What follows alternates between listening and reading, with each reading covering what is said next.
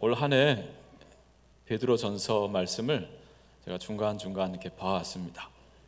1장 1절에 보면 예수 그리스도의 사도 베드로는 본도, 갑바도기아, 갈라디아, 아시아, 비두니아에 흩어진 나그네에게 편지합니다. 그랬어요. 자, 여러 곳에 흩어진 나그네에게 편지합니다. 라고 했습니다. 사도 베드로가. 자, 흩어진 나그네. 오늘 우리를 나그네라 그런다 그랬죠? 그걸 신앙적으로 좀 색채를 가미해서 순례자, 필그림이라는 단어를 쓴다 그랬어요. 자, 근데 흩어졌어요. 흩어진 이유는 두 가지입니다. 첫째는 하나님이 흩어지라 그러셨거든요. 오직 성령이 너에게 임하시면 너희가 권능을 받고 고향 예루살렘부터 시작해서 온 유대와 사마리아와 땅끝까지 이르러 내 증인이 되리라 그러셨어요. 너희는 가서 세상 모든 민족으로 제자를 삼고 그랬잖아요. 그래서 흩어진 거예요. 복음 전하기 위해서. 또 한 가지 이유는 뭐냐면 베드로가 이 편지를 쓸 때 특별히 로마 제국이 기독교를 대대적으로 핍박하던 때였습니다. 박해기였어요. 이 고난의 끝에 베드로도 바울도 다 순교를 하게 되죠. 자, 흩어지게 된 이유는 뭐냐면 교회를 핍박하니까 그 핍박을 피해서 흩어져 떠돌아다녀야만 했었던 거예요. 자, 그래서 흩어진 그 나그네 성도들에게 편지한다는 거죠. 자, 그런데 오늘 말씀해 보면 13절에 보면 오히려 너희가 그리스도의 고난에 참여하는 것으로 즐거워하라 라고 말합니다. 자, 고난이 있는데 내가 예수 그리스도를 믿고 예수 그리스도를 전하는 그 믿음, 그 순종 때문에 지금 이 고난을 당하는데 근데 즐거워하라는 거예요. 난 지금 나그네잖아요. 자, 이 인생 나그네길, 광야를 걷는 인생이잖아요. 세상 애굽에서 우리가 건짐을 받았어요. 예수 그리스도의 십자가 보혈로 죄의 사함을 받고 하나님의 택하심과 부르심을 받아서 우리가 저 세상 애굽에 더 이상 살지 않고 나왔단 말이죠. 그러나 바로 천국 들어가는 것이 아니라 가나안 들어가는 것이 아니라 우리 앞에 펼쳐진 것은 광야입니다. 길게 살면 100년이고 짧게 살면 언제 갈지 모르는 우리의 인생 광야길인데 이 광야길에는 정말 여러 가지 어려움들이 있죠. 왜냐하면 여기는 어둠이 지배하고 있잖아요. 그래서 우리가 이 믿음의 길을 가자면 여러 가지 고난이 따릅니다. 핍박이 있습니다. 자, 그런데 즐거워하라 그래요. 자, 나는 나그네고 순례자인데 즐거워하는 순례자. 그래서 짧게 행복한 순례자 이렇게 이름을 붙인 거예요. 우리 함께 따라하겠습니다. 행복한 순례자. 행복한 순례자. 네. 자, 어떻게 우리의 인생길이 여러 가지 고난이 거듭 겹쳐 오는데 거기서 우리가 즐거워할 수 있을까? 행복한 순례자가 될 수 있을까? 자, 첫 번째, 자, 그 이유, 근거를 말씀해 줍니다. 첫째는 참여하는 고난으로 인하여서 즐거워하라 라고 하는 말씀입니다. 함께 따라합니다. 참여하는 고난으로. 참여하는 고난으로. 자, 고난에 참여함으로 인해서 기뻐하라 라고 말합니다. 고난은 다 회피하고 싶은 거잖아요. 그렇지 않습니까? 근데 그 고난에 들어가게 된 사실로 인하여서 즐거워하라 그래요. 왜냐하면 그 고난이 어떤 고난이냐? 그리스도의 고난이라 그랬어요. 그리스도의 고난. 오히려 너희가 그리스도의 고난에 참여하는 것으로 즐거워하라. 고난은 크게 두 가지의 고난이 있습니다. 그리스도 안에서의 고난이 있고 밖에서의 고난이 있는 거예요. 달리 말하면 의로 말미암아 겪는 고난이 있고 죄로 말미암아 당하는 고난이 있어요. 내가 잘못했기 때문에 쇠고랑을 차고 감옥에 가게 됐어요. 이건 즐거워야 될 일이에요? 슬퍼해야 될 일이에요? 슬퍼할 일이죠. 자랑스러운 일이에요? 부끄러운 일이에요? 부끄러운 일입니다. 여러분, 앞선 2장 19절 20절에 보면 그 두 가지의 고난을 설명하고 있어요. 2장 19절에 보면 부당하게 고난을 받아도 하나님을 생각함으로 슬픔을 참으면 이는 아름다우나 그러나 죄가 있어서 매를 맞고 참으면 무슨 칭찬이 있으리요? 그러나 선을 행함으로 고난을 받고 참으면 이는 하나님 앞에 아름다우니라 그랬어요. 두 가지 고난이 있잖아요. 죄를 졌기 때문에 매를 맞는 고난이 있고요. 나 죄를 짓지 않았는데, 내가 잘못한 거 없고 오히려 나는 의와 선을 쫓는데도 불구하고 부당하게 당하는 고난이 있다는 거죠. 한 가지 고난엔 매가 따르고 한 가지 고난엔 칭찬이 따른다 그래요. 자, 그런데 우리가 이 고난 가운데 있을 때 즐거워하라 하는데 어떤 고난 가운데 즐거워해야 되겠어요? 우리가 의를 행하고 선을 쫓는데 부당하게 당하는 고난, 자, 그때는 우리가 즐거워하라라고 하는 거죠. 자, 그래서 오늘 본문 15절에 자, 이런 말씀을, 이런 고난은 받지 말라 그래요. 15절 말씀. 자, 4장 15절 같이 읽어볼까요? 너희 중에 누구든지 살인이나 도둑질이나 악행이나 남의 일을 간섭하는 자로 고난을 받지 말려니와. 아멘. 이런 고난은 받지 말라는 거죠. 내가 사람을 죽이고 도둑질하고 악을 행하고 남의 일에 간섭한다, 뭐 도와주려고 간섭하는 게 아니라 괜히 일을 만드는 거예요. 참견해서. 그 때문에 어떤 고난을 당한다? 이런 고난은 피해야 된다라고 하는 거죠. 자, 반면에 12절 13절 말씀, 자, 같이 읽겠습니다. 사랑하는 자들아, 너희를 연단하려고 오는 불시험을 이상한 일 당하는 것 같이 이상히 여기지 말고 오히려 너희가 그리스도의 고난에 참여하는 것으로 즐거워하라. 이는 그의 영광을 나타냈을 때에 너희로 즐거워하고 기뻐하게 하려 함이라. 아멘. 사랑하는 자들아, 오늘 우리를 향해서 말합니다. 우리가 이 광야길을 걷는 순례자여 나그네고 더군다나 고난 가운데 있는데 하나님 우리를 사랑하는 자들아 하고 부르세요. 그리고 말씀하시기를 너희를 연단하려고 오는 불시험, 이게 우리가 믿음 생활하면서 겪게 될 수 있는 고난이거든요. 근데 연단하려고 오는 불시험이라 그래요. 이게 직역을 하면은요, 불입니다. 불. 프로시스라고 해서 우리말하고 비슷하죠. 프로시스. 근데 그게 왜 왔느냐? 연단하려고 오는 불이라는 거예요. 근데 그 연단이라고 하는 것은요, 헬라어로 시험이라고도 해석할 수도 있고 시련이라고도 할 수 있고 유혹이라고도 해석할 수 있어요. 하나님이 때로는 이유 없이 우리를 연단하기 위해서 고난을 주시기도 하시지만 때로는 마귀가 우리를 죄짓게 하려고 유혹함을 통해서 오는 그러한 고난도 있고요, 때로는 우리를 시험하는 고난도 있어요. 너 예수 한번 부인하면 살려줄게, 아니면 넌 여기서 죽어 라고 하는 고난이 있다라고 하는 거예요.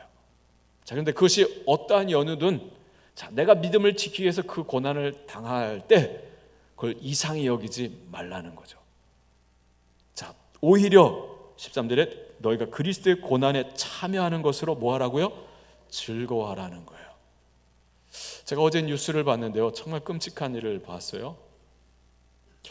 우리가 성탄절 즐겁게 보낼 때요, 저 아프리카 나이지리아에서는요, IS, 이슬람 극단주의자들이죠, 그들이 나이지리아 예수 믿는 사람들 11명을 잡아가지고요, 쫙 무릎 꿇어 앉혀놓고 빨간 옷을 다 입혔더라고요. 머리는 다 뒤집어 가려놓고 한 사람은 총으로 쏴 죽이고 다른 10명은 뒤에 IS가 다 검은 두건을 쓰고 한 명씩 서가지고 다 목을 베어서 참수시켜서 죽여버린 거예요.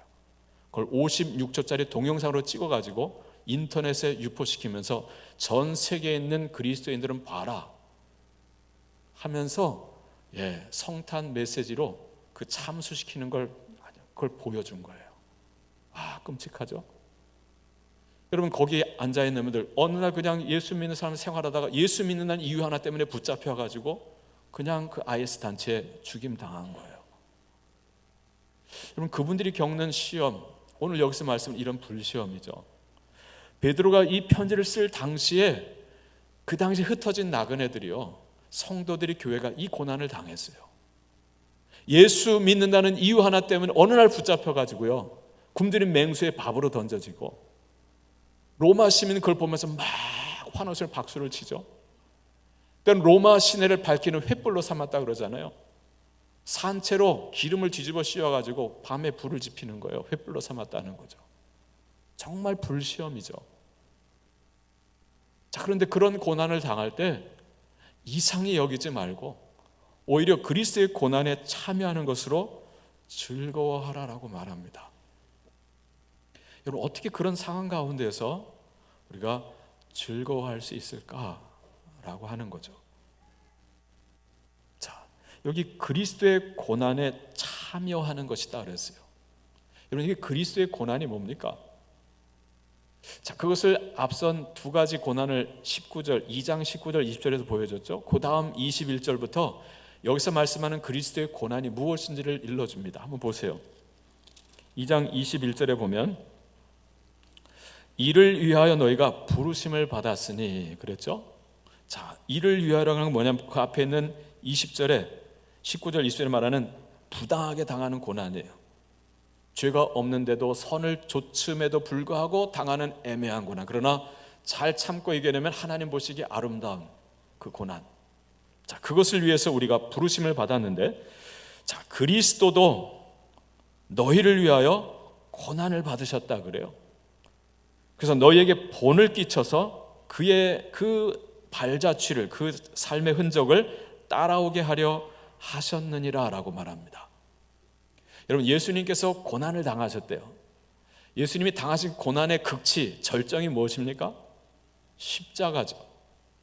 죄 없으신 하나님의 아들이 오셔서 우리 죄를 대신 짊어지시고 십자가 형틀에 달리셔서 피를 쏟으시면서 서서히 고통 속에 죽어가는 거예요. 주님이 그 고난을 겪으셨어요. 이유는 뭐냐? 두 가지 이유죠. 하나는 우리를 죄에서 구원하시기 위해, 또 한 가지는 오늘 말씀대로 본을 끼쳐 그 자취를 따라오게 하시려고. 자, 그 본이 무엇이냐? 그 자취가 무엇이냐? 그 다음 22절에 말하죠. 그는, 곧 그리스도는 죄를 범하지 아니하시고 그 입에 거짓도 없으시며. 그분은 죄도 없으시고 거짓도 없으신 정말 하나님의 아들이신데, 자, 그런데 23절 욕을 당하셨대요. 자, 근데 맞대어 욕하지 아니하시고 고난을 당하시되 같이 위협하지 아니하시고 오직 공의로 심판하시느니 하늘 아버지께 부탁 맡기시면서, 그 다음에 친이라고 하는 건 스스로 자원하셔라고 하는 거죠. 친이 그 나무에 달고 십자가에 달려 그 몸으로, 죄 없으신 당신의 몸으로 속죄 제물이 되어서 우리의 죄를 담당하셨으니 이는 우리로 죄에 대하여 죽고 의에 대하여 살게 하려 하심이라. 그가 채찍에 맞음으로 너희는 나음을 얻었나니 라고 했습니다. 바로 이것이 그리스도께서 겪으신 고난이에요.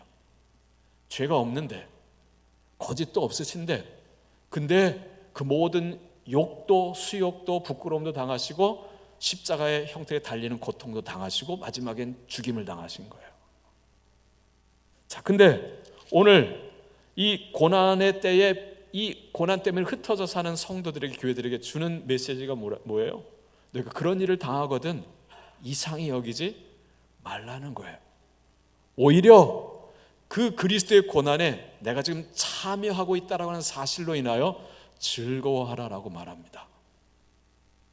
그래서 여러분이 이 순례자의 길을 가면서 자, 예수 그리스도의 고난에 참여하고 있다고 한다면 여러분 슬퍼하지 마시고 도리어 기뻐하시는, 즐거워하시는 행복한 순례자가 되기를 바랍니다. 그 고난을 또 이어진 14절에서 뭐라고 말했냐면 너희가 그리스도의 이름으로 치욕을 당하면 복 있는 자로다 그랬어요. 여기 치욕, 부끄러움이죠. 욕을 먹는 거예요. 저 예수 믿는 것들, 예수쟁이들, 이런 말 많이 듣죠. 근데 왜 이런 말을 들어요? 예수 그리스도의 이름 때문에 당하는 치욕. 또 16절에 보면 만일 그리스도인으로 고난을 받으면 부끄러워하지 말고 도리어 그 이름으로 하나님께 영광을 돌리라 그래요. 내가 지금 고난을 당하는데 이유가 뭐냐면 내가 그리스도인이라고 하는 사실 때문에 고난을 당하는 거예요. 여러분, 그날 그 참수당한 그분들 다른 이유 안 해요.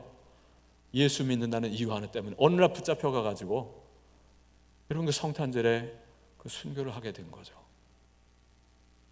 자, 그때에 자, 부끄러워하지 말고 그리고 슬퍼하지 말고 자, 도리어 즐거워하라라고 하는 것입니다. 이게 오늘 주님이 고난 가운데 우리에게 주는 메시지예요. 지금 내가 당하는 이 고난이 나의 죄로 말미암음인가? 아니면 내가 그리스도로 말미암아, 내가 그리스도를 믿는 믿음으로 말미암아 당하는 고난인가? 라고 하는 것입니다. 히브리서 11장에 보면 모세 이야기를 들어서 말합니다. 믿음으로 모세는 장성하여 바로의 공주의 아들이라 칭함받기를 거절하고 도리어 하나님의 백성과 함께 고난받기를 잠시 죄악의 낙을 누리는 것보다 더 좋아하고 그리스도를 위하여 받는 수모를 애굽의 모든 보화보다 더 큰 재물로 여겼다 그랬어요. 그는 히브리 노예의 아들로 태어났습니다. 그런데 어떻게 하나님의 섭리로 그 대제국 애굽의 하나밖에 없는 공주의 아들로 입양이 되어서 애굽의 왕자로 성장을 한 거예요. 내가 히브리 노예의 아들이라고 하는 정체성을 숨기고 살면 애굽의 그 대제국의 왕자로 부와 귀와 영화를 누리며 살아갈 수 있는 그러한 자였는데 그것을 거절하고요. 도리어 하나님의 백성과 함께 고난받기를 자처했다는 거예요. 그리스도를 위하여 그 수모를 자처했다라고 하는 거죠. 애굽의 그 모든 부귀 영화보다 나는 그리스도를 위해서 그리고 하나님의 백성으로서 겪는 고난을 오히려 더 큰 보물로 여겼다라고 하는 거예요. 이것이 무엇입니까? 고난을 스스로 자처해서 가는 거죠. 그러면서 즐거워하는 삶이에요. 오늘 여러분에게 이와 같은 믿음이 있기를 바랍니다. 여러분, 예수님께서 하신 말씀이 있죠. 너희가 세상에서 환난을 당하거든 담대하라. 내가 세상을 이기었노라. 세상이 너희를 미워하면 너희보다 먼저 나를 미워한 줄을 알라 그러셨어요. 여러분, 세상이 우리를 미워하면 저 세상이 나를 미워하기 전에 먼저 그리스도를 미워했다는 사실을 알라 그러셨어요. 그러면서 담대하라고 하는 거고 그러면서 기뻐하라는 거예요. 이유는 뭐냐면 그 환난을 통해서 내가 지금 누구에게 속했는지를 알게 된다는 거죠. 너희가 만일 세상에 속한 자이면 세상이 너희를 미워하지 않을 것이다. 그러나 너희가 내게 속한 자이기 때문에 세상은 너희를 미워할 것이다 라고 하는 거죠.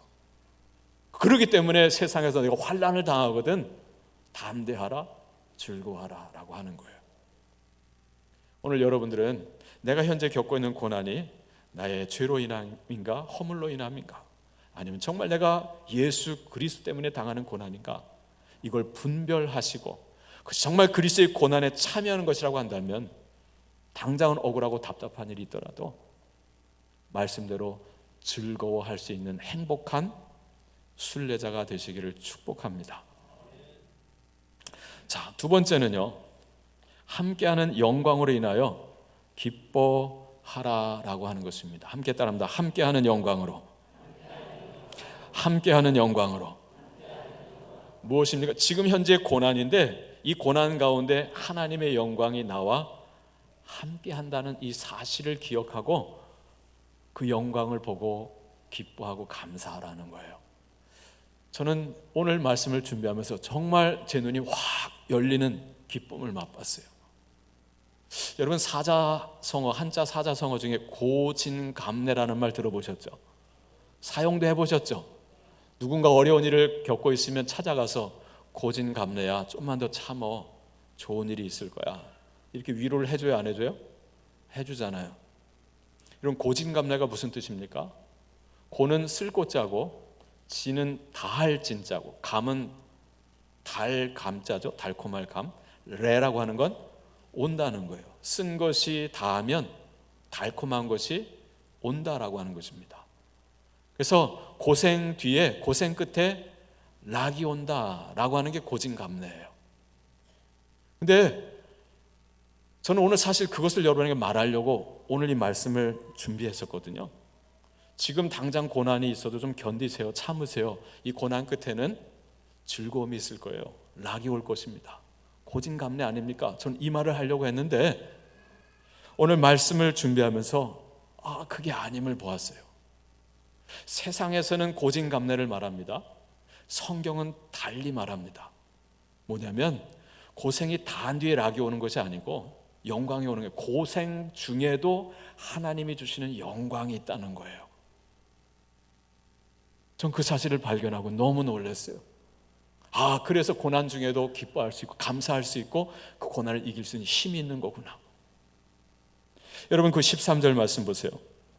13절 말씀.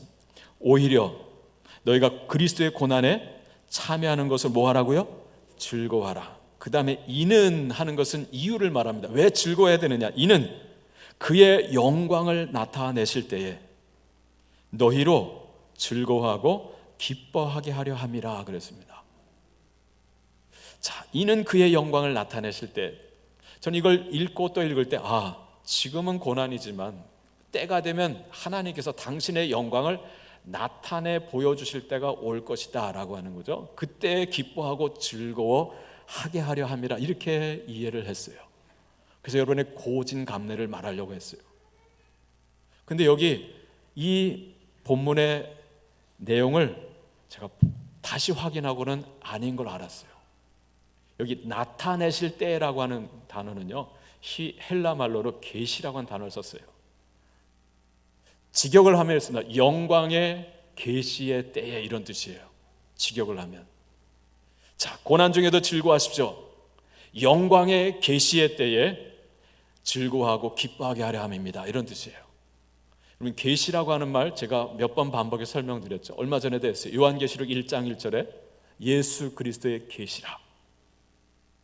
자, 거기에 나오는 계시란 단어가 그대로 여기 쓰여 있습니다. 아포칼립시스라고.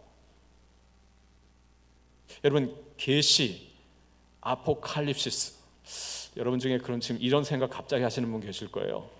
정성진 목사님이 당신은 가방끈이 짧아가지고 대학을 11년 동안 뒤늦게 만학도로 야간 대학을 다니며 공부했다고. 당신은 히브리어 헬라어도 할 줄 모르고, 그래서 당신은 이 그냥 거리의 언어로 쉽게 하나님의 말씀을 전한다고. 근데 목사님은, 우리 남광희 목사님 여러분 그때 그러죠. 가끔 헬라어도 쓰고 히브리어도 쓰고 영어도 가끔 쓰고 지 잘난 척하는 것 같고 나 많이 배웠어. 여러분 보실 때 그렇게 보일 거예요, 그죠? 근데 여러분 그 사실 아십니까? 그날 예배 올라가기 전에 제 방에서 목사님 하신 말씀이 있어요.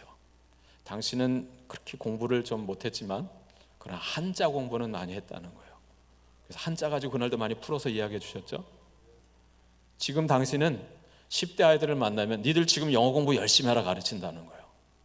영어 공부하되 어근, 접두사, 접미사 이런 거 잘 배워가지고 왜 뜻이 그렇게 만들어지는지를 알라고 가르친다. 난 그걸 몰라가지고 못했다라고 하는 거예요.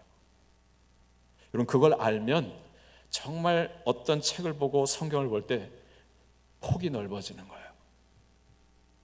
이 계시라고 하는 단어도요, 알게 될 때 확 열리는 거예요. 아포칼립시스. 칼립시스는 뭐라 그랬어요? 영어로 하면 커버, 덮는다는 거거든요. 거기 아포라는 전치사가 붙으면 정반대의 뜻이 덮어져 있는 것을 하나씩 열어서 속에 있는 것을 보여주는 걸 말하는 거예요. 자, 그럼 뭐냐면 현재는 고난이에요. 근데 감추어져 있어요. 뭐가요? 영광이 감춰져 있는데 그것을 하나씩 열어서 그 감춰진 영광을 보여주실 때 그 영광을 보는 자는 기뻐하고 즐거워하고 감사하고 할렐루야를 외친다는 거예요. 무슨 뜻인지 아시겠습니까? 이해가 안 되십니까? 지금은 고난이에요. 눈에 보이는 건 고난인데 그 고난 안에 뭐가 감춰져 있다고요? 영광이 감춰져 있다는 거예요. 근데 그것을 열어서 주님께서 보여주신다는 거예요.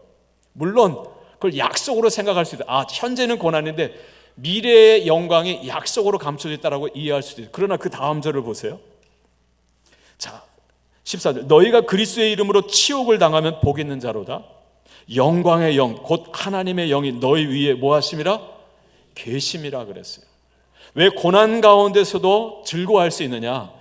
그 가운데 영광이 있다라고 하는 건데, 영광이 있기 전에 누가 계시느냐? 하나님의 영, 영광의 영이 너희와 함께 계신다라고 하는 거예요. 계실 것이다, 미래가 되어 있는 게 아니고 현재입니다. 현재 나는 고난을 겪고 있는 그 시간에 내가 예수 때문에 고난을 겪는데 영광의 영, 하나님의 영, 그 성령께서 나와 함께 하신다는 거예요. 함께 하신 그 성령께서 나에게 또한 무엇을 주시겠어요? 그분은 영광의 영이기 때문에 나에게 영광을 주신다는 거예요. 무슨 뜻인지 아시겠습니까? 이건 미래의 일이 아니고요, 지금 고난 중에 고난의 길을 겪고 있는, 가고 있는 순례자인 나와 함께 하시는 영광이고 은혜인 거예요. 그래서 그것을 보는 자는 하나님께서 열어서 그것을 보여주는 자, 그래서 보게 되는 자는 고난 중에도 담대하게 맞서는 거예요. 즐거워하는 거고. 저는 이 사실을 알고 얼마나 기뻤는지 몰라요. 지금은 그냥 무작정 참으십시오, 장차 좋은 날이 올 겁니다 라고 그냥 견디는 게 아니고, 지금 이 가운데도 주님이 함께 하시고 영광을 주신다는 거죠. 그래서 그 다음 16절 말씀 보세요. 만일 그리스도인으로 고난을 받으면 부끄러워하지 말고 도리어 그 이름으로 하나님께 영광을 돌리라 그랬어요. 내가 그리스도인이기 때문에 때로는 지워지는 고난이 있고 내가 자처하는 고난이 있어요. 근데 부끄러워하지 말고 하나님께 영광을 돌리라는 거예요. 이런 하나님께 영광을 돌리려면 내가 이미 받은 영광이 있어야 되잖아요. 그래요, 안 그래요? 그래요, 안 그래요? 영광이 있어야 받은 영광을 하나님께 돌리는 거죠. 고난 뒤에 영광이 오는 게 아니고요, 고난 가운데 영광이 함께 하는 것입니다. 아멘이십니까? 이건 하나님이 계시로 보여주셔야만 보이는 거예요. 그래서 여러분, 사도 바울이 고린도서 4장 16절 이하에서 한 말씀, 정말 놀라운 말씀입니다. 저는 이 말씀을 보기 전까지는 잘못 해석했어요. 지금은 고난이고 미래의 영광만 생각했는데 아니더라고요. 그러므로 우리가 낙심하지 아니하노니 우리의 겉사람은 낡아지나 우리의 속사람은 날로 새로워지도다. 우리가 잠시 받는 환난에 경한 것이 지극히 크고 영원한 영광에 중한 것을 우리에게 이루게 함이니 우리가 주목하는 것은 보이는 것이 아니요 보이지 않는 것이니 보이는 것은 잠깐이요 보이지 않는 것은 영원함이니라. 여러분, 이 말씀 기억나시죠? 여기 대비되고 있는 게 뭐예요? 지금 잠시 받는 환난에 경한 것, 그러나 지극히 크고 영원한 영광에 중한 것을 대비해요. 하나는 보이는 거고 하나는 보이지 않는 거예요. 현재 보이는 건 뭐예요? 고난입니다. 근데 그 고난은 잠시라 그래요. 근데 사실 잠시입니다. 이게 하루 이틀의 문제가 아니고 한 해 두 해의 문제가 아니라 평생의 문제일 수 있어요. 근데 잠시라 그래요. 근데 그 다음 나오는 영광은 뭐냐면 지극히 크고 영원한 영광이라 그래요. 그리고 그건 경한 것이 아니고 중한 것이다 그래요. 아무리 혹독한 고난도 가벼운 것이고, 그러나 주님이 주시는 영광은 무거운 것이라는 거죠. 근데 하나는 보이는 것이고 하나는 보이지 않는 것이다. 무엇입니까? 영광은 감춰져 있기 때문에 우리 눈에 안 보이죠. 근데 우리가 주목하는 것은 그러잖아요. 그러나 내가 성령 안에서 내가 주목하여 보는 것은 눈에 보이는 현재의 고난이 아니라 그 안에 함께하는 주님이요, 그 주님이 주시는 영광이라는 거예요. 그래서 내가 이 고난 가운데 겉사람은 낡아지지만 그러나 날로 새로워지는도다. 이게 미래에 세워지는 게 아니라 지금 내 안에 성령으로 말하면 새로워지는 역사가 있는 거예요. 그래서 기쁜 거죠. 그걸 보아야 하는 거예요. 근데 감추어져 있어요. 근데 그것을 열어서 보여줄 때에 우리는 그 고난 가운데서도 감사할 수 있고 즐거워할 수 있는 거예요. 저는 그래서 이 말씀을 준비해서 다윗을 생각해 봤어요. 다윗이 고난을 당하잖아요. 어떤 고난? 나는 주를 위해서, 사울 왕을 위해서, 이스라엘 나라를 위해서 골리앗을 쓰러뜨렸고, 나를 장군에서 여기 가는 전쟁터마다 목숨을 내놓고 싸워서 이겼는데, 근데 왕은 나를 미워해요. 나를 시기하고 나를 죽이려고 그래요. 전국 방방곡곡에 방을 붙여서 저놈이 날 죽이고 왕이 되려고 한다. 반역 죄인으로 죄를 뒤집어 씌워가지고 날 죽이려고 하고요. 3천의 군사 이끌고 나를 잡으러 다녀요. 자, 그런데 어느 날 사울 왕이 쿨쿨 들여서 자고 있는데 다윗과 그 부하 아비새가 그걸 보게 됐잖아요. 아비새가 뭐라 그래요? 왕이래요. 장군님, 죽은 그러잖아요. 다윗이요. 저놈 죽이고 왕이 되십시오. 저 미친 왕입니다. 하나님도 버렸습니다. 하나님이 당신을 기름 부으셨습니다. 이미 이건 하나님이 주신 기회입니다. 저 목을 베시고 이제 더 이상 피난당하지 마시고 고난당하지 마시고 이제 왕좌에 오르십시오. 우리가 다 왕으로 받들겠습니다 그랬어요. 당신이 죽일 것도 없으나 허락하시면 내가 단칼에 베겠습니다 그랬어요. 그때 다윗이 한 말이 무엇입니까? 하나님의 기름 부으신 종을 내가 손댈 수 없다. 하나님이 하실 것이다. 늙어 죽든지 전쟁터에 나가 죽든지, 자, 저 물병과 창과 2개만 가지고 가자 그래요. 손을 안 댑니다. 그리고 나서 10수년 동안을 도망자의 삶을, 그 고단한 삶을 혼자 겪는 것도 아니고 가족과 그 부하들과 함께 다 겪잖아요. 여러분, 이 고난이 어떤 고난입니까? 이게 그리스도의 고난이에요. 내가 하나님을 믿는 자이기 때문에, 내가 예수를 믿는 자이기 때문에 죽이고 고난 끝낼 수 있어요. 그럼에도 불구하고 스스로 자처해서 겪는 고난이에요. 근데 여러분, 제가 질문을 던지겠습니다. 하나님의 영이 누구와 함께 합니까? 다윗을 잡으러 다니는 사울 왕과 함께 하고 있습니까? 쫓겨다니는 다윗과 함께 하고 있습니까? 다윗과 함께 합니다. 하나님 주시는 영광이 사울과 함께 있습니까? 다윗과 함께 하고 있습니까? 다윗과 함께 합니다. 그래서 보여주는 말씀이 무엇이냐면요, 지지난주 구역 예배 마지막, 이번 주는 방학이어서 보여주지 않았지만 여러분 성경 공부 매주 나가죠? 보신 분은 알겠지만 18장, 사무엘상 18장의 제목은 제가 이렇게 달아요. 하나님을 떠난 사울의 마음. 사무엘상 18장의 내용이에요. 19장은 하나님을 떠난 사울의 곁이란 제목으로 말씀을 드렸어요. 하나님을 사울이 떠났습니다. 떠난 그 마음은 어떻게 달라졌습니까? 시기심이 들어가고 미움이 지배하고 두려움이 지배하게 됐어요. 하나님을 떠나니까 마음이 시기심과 미움과 두려움으로 사로잡히게 됐어요. 반면 사울의 곁은 어떻게 됐습니까? 19장에 보면 곁에 있던 사람들이 하나 둘씩 자기를 떠나서 누구에게로 갑니까? 다윗에게로 갑니다.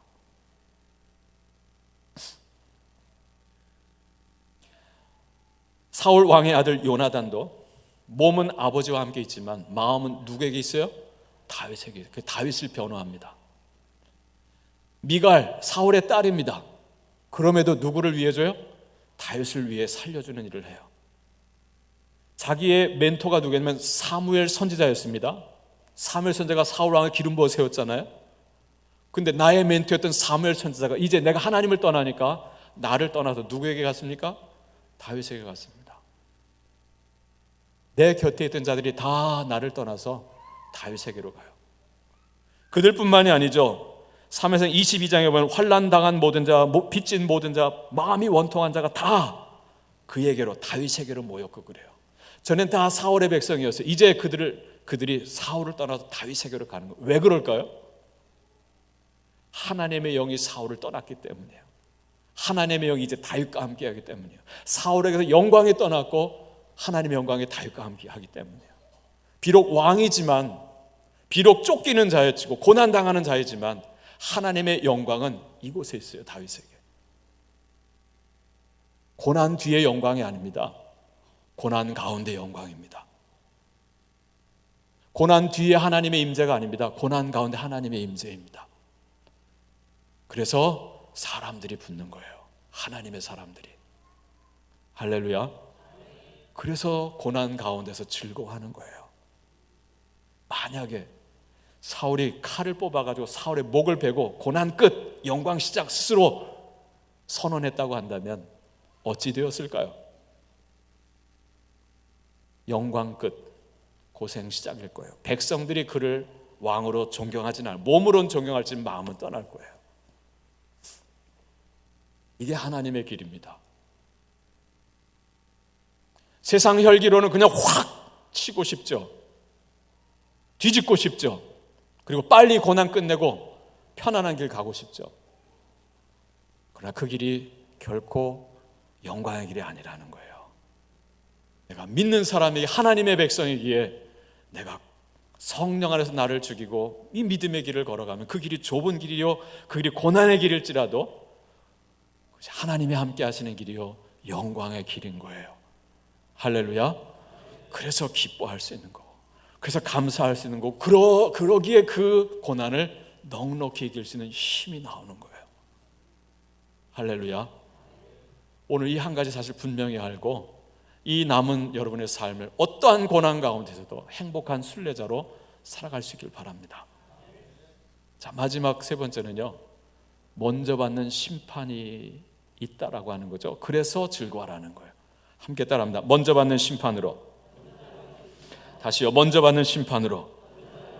자, 17, 18, 19절. 자, 시간 가서 빨리 읽겠습니다. 하나님의 집에서 심판을 시작할 때가 되었나니 만일 우리에게 먼저 하면 하나님의 복음을 순종하지 아니하는 자들의 그 마지막은 어떠하며 또 의인이 겨우 구원을 받으면 경건하지 아니한 자와 죄인은 어디에 서리요?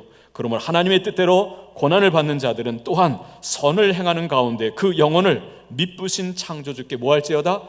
의탁할지어다. 아멘. 하나님의 심판이 어디에서부터 시작되느냐? 하나님의 집에서부터 시작된대요. 오늘날로 말하면 하나님의 심판이 저 세상부터 있는 게 아니라 교회부터 하나님의 심판하십니다. 이 사실은요, 구약에서도 반복돼 나오는 거예요. 이거 나중에 좀 자세하게 말할 때가 있을 거고, 오늘은 하나님의 심판이 교회부터 있다는 거죠. 교회 안에서도 양과 염소가 있잖아요. 알곡과 쭉정이가 있잖아요. 있어요, 없어요? 있습니다.